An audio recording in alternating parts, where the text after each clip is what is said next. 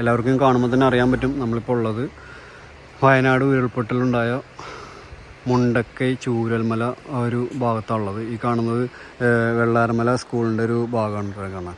ഒരു അവസ്ഥയാണ്, അതിഭയാനകമായിട്ടുള്ളൊരു അവസ്ഥയാണ് കാണുന്നത്. കാണാനായിട്ടുണ്ട്. അപ്പോൾ ഈ കാണുന്ന അവസ്ഥകൾ ഇപ്പോൾ കണ്ടില്ലേ, ഈ വീഡിയോ കാണുന്നതിനാണ് ഇവിടുത്തെ അവസ്ഥ.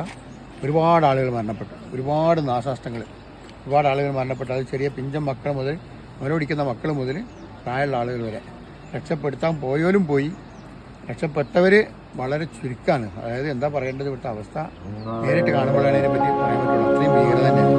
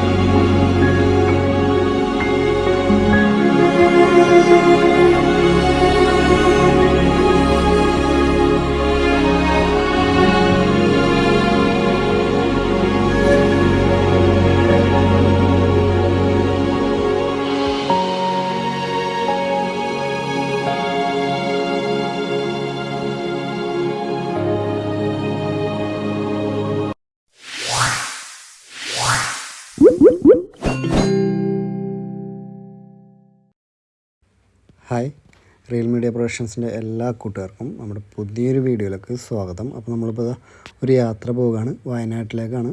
വയനാട്ടിലെ കുറച്ച് ദിവസങ്ങൾക്ക് മുമ്പ് നമുക്ക് കേരളത്തെ മൊത്തത്തിൽ കരയിപ്പിച്ച ഒരു ദുരന്തമുണ്ടായ മുണ്ടക്കൈ ചൂരൽമല എന്ന് പറയുന്ന ഒരു നാടിനെ തന്നെ ഇല്ലാതാക്കിയ മേഖലയിലേക്ക് നമ്മളിപ്പോൾ ഒരു യാത്ര പോകണം. അപ്പോൾ എൻ്റെ കൂടെ നിയാസ്കായും അൻസാറും തൻസീറും എല്ലാവരും ഉണ്ട്. അപ്പോൾ നമ്മൾ ആലുവയിൽ നിന്നും നമ്മൾ ഈ ഒരു നാട്ടിലെ കാര്യങ്ങൾ അറിയാൻ വേണ്ടിയിട്ട്, ദുരന്തം ഉണ്ടായി 41ാമത്തെ ദിവസമാണ് നമ്മളിപ്പോൾ അങ്ങോട്ടേക്ക് യാത്ര തിരിച്ചത്. അപ്പോൾ ഈ കാണുന്ന വഴികളൊക്കെ ഉണ്ടോ, എന്തൊരു മഞ്ഞ് മൂടിയൊരു കാലാവസ്ഥയും മഴയും ഒക്കെ ഉള്ള ഒരു ടൈമിനാണ് നമ്മൾ പോകുന്നത് കേട്ടോ. ഈ സമയം എന്ന് പറഞ്ഞാൽ നമ്മൾ എല്ലാവർക്കും ഭയങ്കര പേടിയായിരുന്നു, മണ്ണിടിച്ചിലുണ്ടായ ഒരു ടൈമാണല്ലോ. അതുകൊണ്ട് തന്നെ അത്യാവശ്യം നല്ല കൂളിങ്ങും കാര്യങ്ങളൊക്കെ ഉള്ള ഒരു ടൈം തന്നെയായിരുന്നു. അതുകൊണ്ട് താഴെ കാണുന്നതുണ്ടോ, താഴെ ഒരു ഭയങ്കര ഒരു വ്യൂ പോയിൻ്റാണ്. അതുകൂടാതെ നമുക്ക് ഇവിടെ വന്നു കഴിഞ്ഞാൽ മാർക്കസിൻ്റെ കയ്യിലുള്ള നോളജ് സിറ്റിയും കാര്യങ്ങളൊക്കെ ഇവിടെ നിന്ന് താഴ്ന്ന് നല്ല അടിപൊളിയായിട്ട് കാണാൻ പറ്റും. പക്ഷേ ഇന്നിപ്പോൾ കോടയും കാര്യങ്ങളൊക്കെ ഉള്ളതിൻ്റെ പേരിൽ നമുക്ക് ഇവിടെ അധികം വിസിബിളായിട്ട് കാണാൻ സാധിക്കില്ല. പക്ഷേ താഴത്തെ കൂടി കണ്ട ഒരു റോഡൊക്കെ പോകണ്ട, എന്തൊരു വ്യൂ ആണ് നമുക്ക്. അടിപൊളിയാണ്, നല്ല അടിപൊളി ക്ലൈമറ്റ് ആയിരുന്നു കേട്ടോ. നമ്മൾ പോയ സമയത്ത് നല്ല അടിപൊളി ക്ലൈമറ്റ് ആയിരുന്നു. ചുരത്തിലുള്ള കാഴ്ചകളൊക്കെ കണ്ടിട്ട് നമ്മളിപ്പോൾ വയനാടിൻ്റെ കവാടത്തിലേക്ക് എത്തിയിട്ടാണ് ഈ കാണുന്നുണ്ടോ. അപ്പോൾ നമ്മൾ ഇവിടെ കുറേ ബോർഡും കാര്യങ്ങളൊക്കെ വെച്ചിട്ടുണ്ട്. പിന്നെ നേരെ ഫ്രണ്ടിൽ വരുന്ന വണ്ടികളൊന്നും അത്ര ക്ലിയറായിട്ട് കാണാൻ പറ്റാത്ത രീതിയിലുള്ള ഒരു കോടമഞ്ഞും കാര്യങ്ങളൊക്കെയാണ് കേട്ടോ. ഭയങ്കര മഞ്ഞും കാര്യങ്ങളൊക്കെയാണ്. പിന്നെ അത് കൂടാതെ നമ്മളിപ്പോൾ നേരെ ചെല്ലുന്നതെന്ന് പറഞ്ഞാൽ നമ്മൾ കരിന്തണ്ടൻ്റെ ഒരു സ്റ്റാച്ചു ഉള്ള സ്ഥലത്തേക്കാണ്. കരിന്തണ്ടൻ എന്ന് പറഞ്ഞാൽ ബ്രിട്ടീഷുകാരൊക്കെ ഭരിച്ചുകൊണ്ടിരുന്ന കാലത്ത് നമ്മൾ വയനാട്ടിലേക്കുള്ള ആ ഒരു റോഡ് പാത, ചുരം പാത വെട്ടാനായിട്ട് സഹായിച്ചിരുന്ന, അല്ലെങ്കിൽ അതിനൊരു ഐഡിയ പറഞ്ഞു കൊടുത്ത ഒരു വ്യക്തിയാണ്. അദ്ദേഹത്തിൻ്റെ ഒരു തറച്ചിട്ടുള്ള ഒരു ചങ്ങല എന്നുള്ള രീതിയിലുള്ളൊരു സംഭവമൊക്കെയാണ് കാണുന്നതൊക്കെ. അതുകൂടാതെ കണ്ടോ ഒരുപാട് സംഭവങ്ങളൊക്കെ ഉണ്ട്, നമുക്ക് അതിൻ്റെ ചരിത്രങ്ങളൊക്കെ എല്ലാവർക്കും അറിയാവുന്നതാണ്. അപ്പോൾ അങ്ങനെ അവിടുത്തെ കാഴ്ചകളൊക്കെ കണ്ട് നമ്മൾ നേരെ വയനാട്ടിലേക്ക് പോകണം. അപ്പോൾ അതിനിടയ്ക്ക് നല്ല മഴയും കാര്യങ്ങളൊക്കെ വരുന്നുണ്ട്, നല്ല അടിപൊളി മഴയൊക്കെ ആയിരുന്നു കേട്ടോ. പിന്നെ അത്രത്തോളം മണ്ണിടിഞ്ഞ ആ ഒരു ടൈം തന്നെയല്ല. പിന്നെ നമ്മൾ അപകടം ഉണ്ടായ 41ാമത്തെ ദിവസമാണ് നമ്മളിപ്പോൾ ഈ ഒരു കാഴ്ചകളൊക്കെ കാണാൻ വേണ്ടിയിട്ട് നമ്മൾ പോകുന്നത്. അപ്പോൾ ഒരു ചെറിയൊരു സഹായം ചെയ്യും എന്നുള്ള രീതിയിലാണ് നമ്മളന്ന് പോയത് കേട്ടോ. നമുക്ക് ഇത് എഡിറ്റ് ചെയ്യാനും കാര്യങ്ങൾക്കൊന്നും സമയം കിട്ടാത്തതുകൊണ്ട് നമുക്ക് ഇത്രയും ദിവസം കഴിഞ്ഞിട്ടാണ് നമ്മൾ അപ്ലോഡ് ചെയ്യണം. ഏകദേശം ഒരു 3 മാസത്തോളമായി തോന്നുന്നു ഇപ്പോൾ എനിക്ക് തോന്നുന്നു. അപ്പോഴാണ് അപ്ലോഡ് ചെയ്യണത്. ഉണ്ടോ ആ കാണുന്നുണ്ടോ, അതൊക്കെ മണ്ണ് ആ സമയത്ത് ഇടിഞ്ഞിട്ടുള്ള മണ്ണിടിച്ചിലുണ്ടായ സമയത്തുള്ള കാഴ്ചകളാണ് കാണാം. ആ അവസ്ഥ ഉണ്ടോ, ഭയങ്കരമായിട്ട് ഇടിഞ്ഞു വീഴുന്ന രീതിയിൽ. അതായത് പാറയൊന്നും ഇല്ല കേട്ടോ ഇതിൽ, ഈ കാണുന്നുണ്ടോ, ഭയങ്കരമായിട്ട് പെട്ടെന്ന് ഇടിഞ്ഞു വീഴുന്ന രീതിയിലാണ്. അപ്പോൾ അതൊക്കെ കഴിഞ്ഞ് നമ്മൾ നേരെ പോകുന്നത് മേപ്പാടി ആ ഒരു സ്ഥലത്തേക്കാണ്, മേപ്പാടിയിലേക്കാണ്. മേപ്പാടിയിൽ നേരെ കാണുന്നത് ജുമാ മസ്ജിദാണ് കേട്ടോ. അപ്പോൾ വയനാട് ദുരന്തം ഉണ്ടായ സമയത്ത് മരണപ്പെട്ടവരെ കബറടക്കിയ ഒരു പള്ളിയാണ് ഈ മേപ്പാടിയിലുള്ള ഈ ജുമാ മസ്ജിദ്. അപ്പോൾ ഇവിടത്തേക്ക് നമ്മൾ എത്തിയിട്ടുള്ളത്. അപ്പോൾ അവിടെ ചെന്ന് നമ്മൾ ആ ഖബറടക്കിയ ഖബർസ്ഥാനുകളും കാര്യങ്ങളൊക്കെ കാണാൻ വേണ്ടിയിട്ട് നമ്മൾ അവിടെ ഒന്ന് കയറുന്നുണ്ട്. പിന്നെ നമ്മൾ ചെന്ന ദിവസം എന്ന് പറയുന്നത് മരണപ്പെട്ടതിന് ശേഷം 40-ാം നാൾ ഒരു ആവശ്യങ്ങളൊക്കെ നടക്കുന്ന ഒരു സമയമായിരുന്നു കേട്ടോ. അത്യാവശ്യം വലിയൊരു പള്ളിയാണ് കാണുന്നത്. അപ്പോൾ അന്നത്തെ ദിവസമാണ് 40 എന്ന് പറയുന്നൊരു ദിവസം ഉണ്ടല്ലോ, പ്രത്യേകത ഉണ്ടല്ലോ. അപ്പോൾ അന്നാണ് നമ്മൾ അവിടെ ചെന്നത്. ഈ കാണുന്നതൊക്കെ ഖബറുകളാണ് കേട്ടോ, ദുരന്തമുള്ളവരുടെ ഖബറുകളാണ് ഈ കാണുന്നത്. പിന്നെ അതുകൂടാതെ ഖബറുകൾ വേറെ കുത്തിയിട്ടിട്ടുണ്ട്, അങ്ങനത്തെ ഒരു അവസ്ഥയാണ് ഈ കാണുന്നത്. അവിടെ ഒരുപാട് ഖബറുകൾ കാണാം. ഇതുണ്ട് കവറൊക്കെ ഇട്ടിരിക്കുന്നത് പുതിയ ഖബറുകളാണ് കേട്ടോ. ഈ ദുരന്തത്തിൽ മരണപ്പെട്ടവരുടെ ഖബറുകളാണ്. പിന്നെ അവിടെ നമ്മൾ അവർക്ക് വേണ്ടി പ്രാർത്ഥനയും മറ്റും കാര്യങ്ങളൊക്കെ കഴിഞ്ഞ ശേഷം നമ്മളിപ്പോൾ അവിടെ നിന്ന് തിരിച്ചു പോകാനുള്ള ഒരുക്കത്തിലാണ്. ഇപ്പോഴും നമ്മൾ മുണ്ടക്കയിലേക്ക് എത്തിയിട്ടില്ല. വേണ്ട ഈ കാണുന്നതൊക്കെ ഖബറുകളാണ്. ഒരുപാട് എന്താ പറയുക, സങ്കടവും അവിടെ ചെല്ലുമ്പോൾ നമുക്ക് ചെന്ന് കാണുമ്പോഴുള്ളൊരവസ്ഥ എന്ന് പറയുന്നുണ്ടല്ലോ, ഭയങ്കര ദയനീയമായൊരവസ്ഥ ഉണ്ട്. ഇത്രയും ഖബറുകൾ ഒരുമിച്ച് വന്നെന്ന് പറയുമ്പോഴേ എല്ലാവരും ഭയപ്പെടുത്തുന്നൊരു സംഭവം തന്നെയാണല്ലോ അത്. കണ്ട എത്രയോ ഖബറുകളാണ്, കുട്ടികളുടെ ഖബറുകളൊക്കെ ഉണ്ട് കേട്ടോ. ഒരുപാട് ആളുകളുണ്ട്.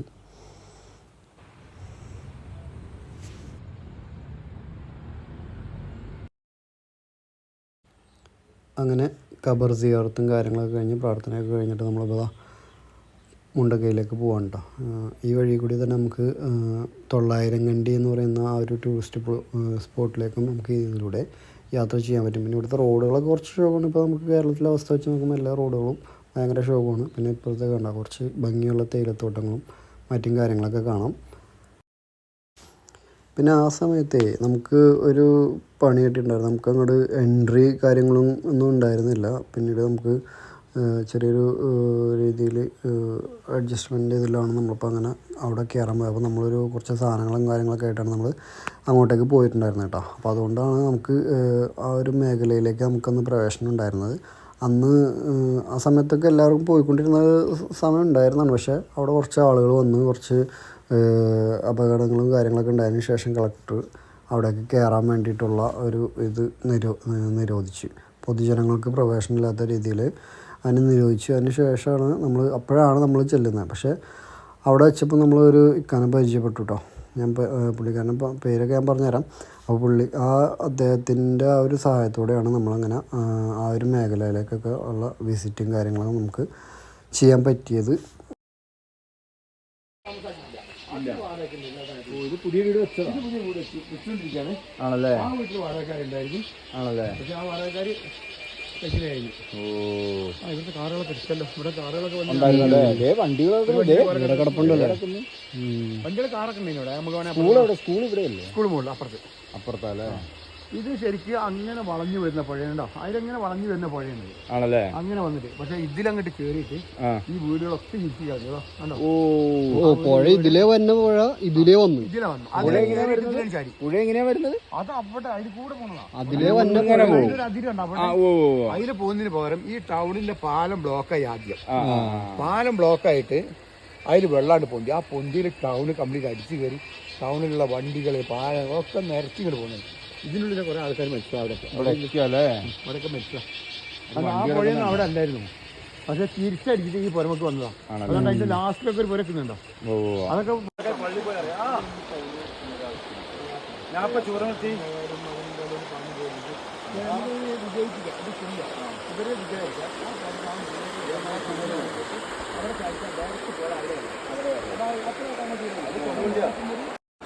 ഈ പാലത്തിന്റെ അപ്പുറത്ത് കിടക്കുന്ന കല്ലുകൾ കാണും. അതാണെങ്കിൽ ആ വലിയ കല്ലുകൾ മുഴുവൻ പുറത്തുനിന്ന് വന്നതാണ്. ഒരെണ്ണം പോലും ഇവിടെ ഉള്ളതല്ല. നിങ്ങൾക്ക് വേണമെങ്കിൽ ഞാൻ ഇതിന്റെ പണ്ടത്തെ ഒരു വീഡിയോ ഞാൻ തരാം. ഈ പാലത്തിന്റെ ഇതിന്റെ പാലത്തിന്റെ വീഡിയോ എൻ്റെ അടുത്തുണ്ട്. കഴിഞ്ഞ 2019 2020 ഇവിടെ വെള്ളം കയറിയ ഒരു വീഡിയോ എൻ്റെ അടുത്തുണ്ട്. അന്നും ഈ പാലത്തിന് ഇല്ല. ഇത് ഫോറസ്റ്റിലേ അങ്ങോട്ട് നോക്കി ആ നിൽക്കുന്ന മരങ്ങൾ നമ്മൾ ഇവിടുന്ന് കാണാൻ പറ്റിയ തൈകളല്ല. 4 ആൾ പിടിച്ചാൽ പിടി ഒതുങ്ങാത്ത വൻ മരങ്ങളാണ് കാണുന്നത്. വീട് കാണുന്നില്ല. ഈ വീടിനകത്തുള്ള 3 ആൾ പോയി. ഈ ബിൽഡിങ്ങിന്റെ നേരെ ബാക്കിൽ വീടുണ്ടായിരുന്നു. ഇതിന് നേരെ ബാക്കിൽ അതിൽ 4 ആൾക്ക് അതിൽ പോയി. അങ്ങനെ ഒരു ബിൽഡിംഗ് അവിടെ അല്ല, ഒരു വീടല്ല അത്. ഇതിൻ്റെ ഉള്ളിൽ ഈ നിൽക്കുന്ന ഇതിൻ്റെ ഉള്ളിൽ, അതായത് മാവിന്റെ ഫ്രണ്ടിൽ ഇവിടെ വീടുണ്ടായിരുന്നു. ഇവിടെ ചാന്തണ്ണൻ എന്ന ഒരാളെ വീട്. അയാൾ മരിച്ചു, ആളെ പെണ്ണുങ്ങളും മരിച്ചു, ഒരു പേരക്കുട്ടിയും പോയി. അവരെ വീട്ടിൽ അതിന് ഞാൻ പറഞ്ഞ ആ വീട്ടുകാർക്ക് അർഹതപ്പെട്ടാണ് നമ്മളിപ്പോൾ പറഞ്ഞത്. കാരണം അതിൽപ്പെട്ട 2 എണ്ണം കഴിച്ചിലായി പോയിട്ടുണ്ട്. ഇപ്പോൾ ഒരു പെങ്ങൾ ആങ്ങളി, പിന്നെ അതിൻ്റെ ബാക്കിലുണ്ടായിനി, അതായത് ഈ വീടിൻ്റെ നേരെ ബാക്കിൽ ഈ ബിൽഡിംഗ് ആരും പണ്ട് താമസിക്കുന്നത് അവിടെ ഒരു വീട്, അത് ആ കുട്ടിയാണ് പറഞ്ഞത്. അതൊരു ഷീറ്റിട്ട വീടായിരുന്നു. ആ ഷീറ്റിട്ട വീട്ടിൽ ഫാമിലികൾ താമസിച്ചിനും വെള്ളം കവർ ചെയ്തപ്പോൾ അവർക്കൊന്നും ചെയ്യാൻ പറ്റില്ല. അതിൽ കഴിച്ചിലായി കിട്ടി. ഒരു പ്രസവിച്ച് 21 ദിവസം 22 ദിവസമായിട്ട് ആയ ഒരു പെണ്ണ് ആ കുട്ടീനെ കൊണ്ട് കഴിച്ചിലായി കിട്ടി. ആ വീടിന് മേലൊക്കെ എങ്ങനെയോ കയറി കിട്ടി. അതിന് വെള്ളം വന്ന് ചിലക്കതിന് മുകളിൽ കടിച്ചതാ. അതാ ചുമരൊക്കെ പൊട്ടി കിടക്കുന്നുണ്ടോ. പിന്നെ ഒരു വോയിസ് വരുന്നൊരു കുട്ടി അറിയേണ്ടത് ആ പെണ്ണ് അവിടെ കുട്ടീനെ ഉമ്മ കഴിച്ചിലാണ് കഴിച്ചിലായിക്കോളി ഞാൻ പോയിക്കോട്ടെ. അതാ വീട്ടിലാ. പിന്നെ ആ കുട്ടീനെ കഴിച്ചിലാക്കിയത് പെണ്ണാണ്.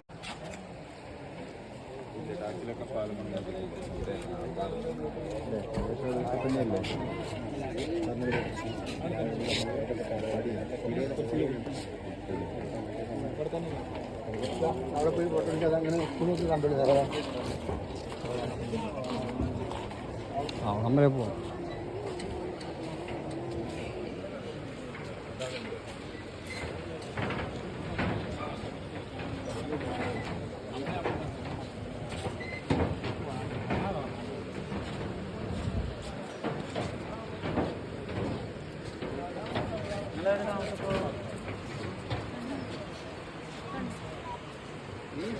നോക്ക്.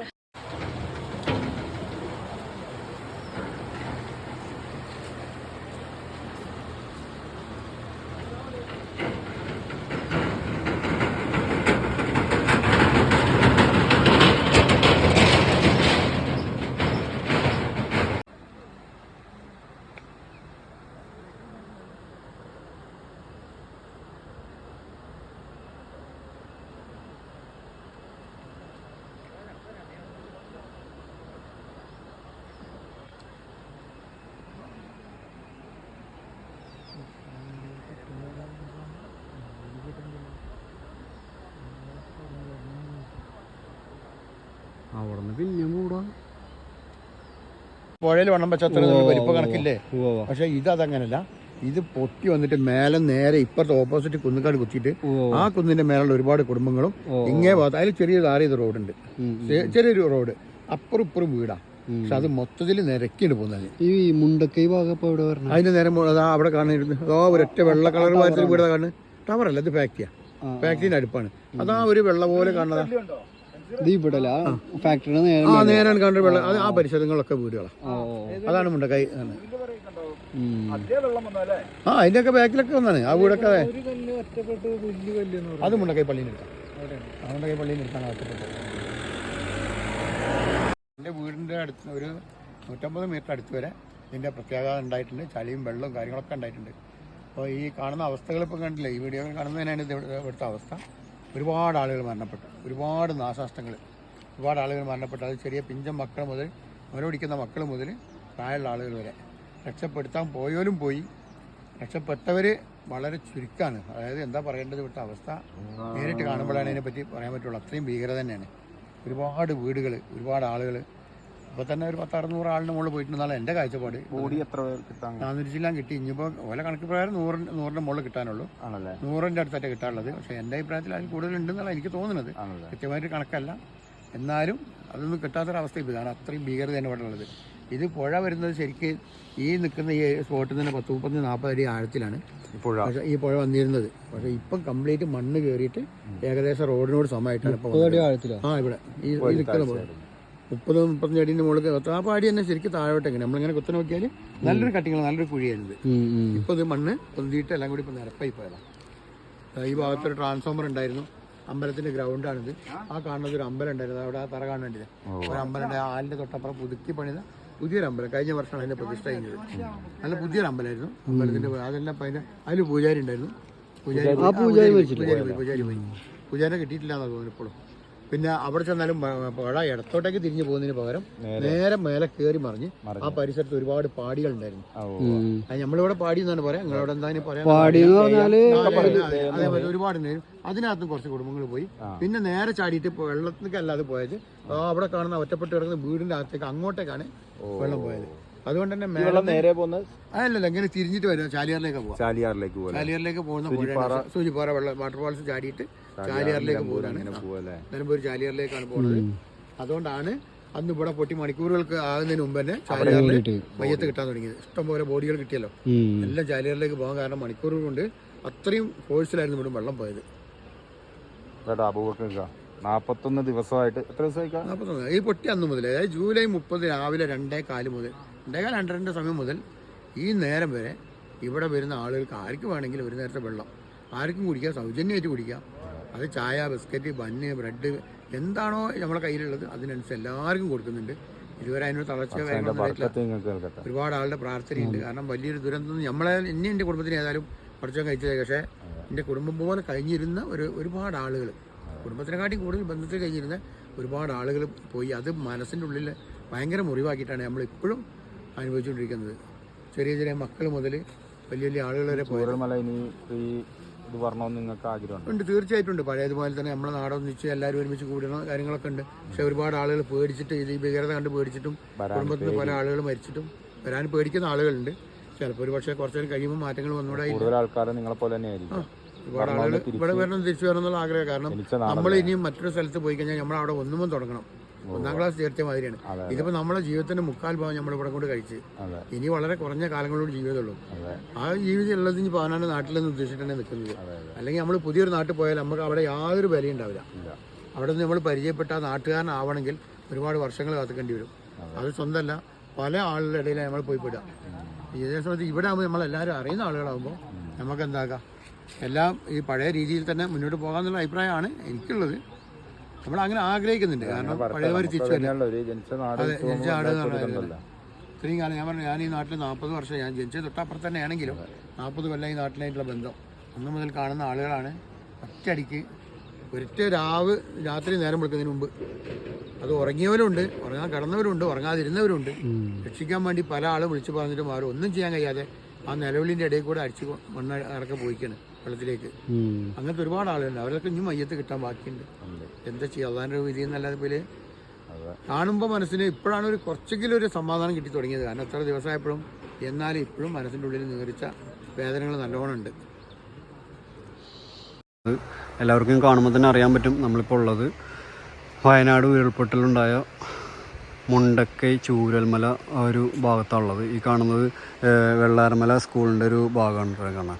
ഒരു അവസ്ഥയാണ്, അതിഭയാനകമായിട്ടുള്ളൊരു അവസ്ഥയാണ് കാണുന്നത്. ആ കാണുന്ന പാറകളൊക്കെ കണ്ടോ, ആ പാറകളുടെയൊക്കെ ഒരു സൈസ് എന്ന് പറയുന്നത് അടാറ് സൈസാണ്. ഇതൊക്കെ വന്ന് ഇടിക്കുന്ന ഒരു അവസ്ഥ ഒന്ന് ചിന്തിച്ചു നോക്ക്. കിടക്കുന്നുണ്ടോ, ഇതൊരു വണ്ടിയാണ്, ഈ വണ്ടിയുടെ ഒരു അവസ്ഥ ഉണ്ട്. അതുകൊണ്ടോ അവിടെയൊക്കെ ഇഷ്ടംപോലെ വണ്ടികളും ഒരുപാട് വീടുകളും. ഇവിടുത്തെ അവസ്ഥ നമ്മൾ നേരിട്ട് വന്ന് കാണുമ്പോഴാണ് അതിൻ്റെ ഒരു അവസ്ഥ എന്താണെന്നുള്ളത് നമുക്ക് മനസ്സിലാക്കാൻ സാധിക്കുക. നമ്മൾ ടി വിയിലും മറ്റുമൊക്കെ കാണുമ്പോഴുള്ള അവസ്ഥ പോലെയല്ല, അതിഭയാനകമായിട്ടുള്ളൊരു അവസ്ഥ തന്നെയാണ്. ഈ ഒരു സ്കൂളിൻ്റെ ഒരു ഭീകരത ഉണ്ടോ, ഇടിഞ്ഞ് പൊളി പാറയൊക്കെ വന്ന് ഇടിച്ചിട്ടേ എന്തൊരു അവസ്ഥയാണ്. നമുക്ക് ഇടിച്ച് തകർത്ത് വേര് കണ്ടോ.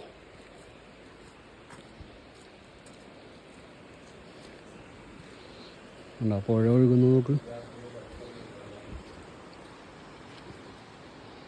കാണുന്ന സ്കൂള്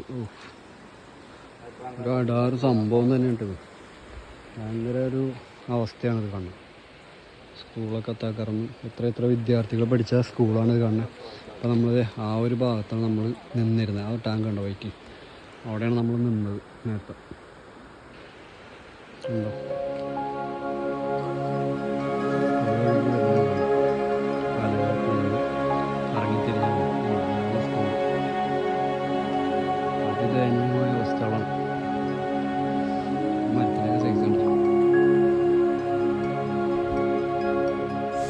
അങ്ങനെ ചൂരൽമലയോടും അവിടുത്തെ നാട്ടുകാരോടും ഒക്കെ യാത്ര പറഞ്ഞുകൊണ്ട് നമ്മൾ ഇന്ന് എറണാകുളത്തേക്ക് തിരിച്ചു പോരാണ്. അപ്പോൾ ഈ കാണുന്നതാണ് ചൂരൽമല ടൗൺ എന്ന് പറയുന്നത്. അതിൻ്റെ ഒരു അവസ്ഥ കണ്ടില്ലേ.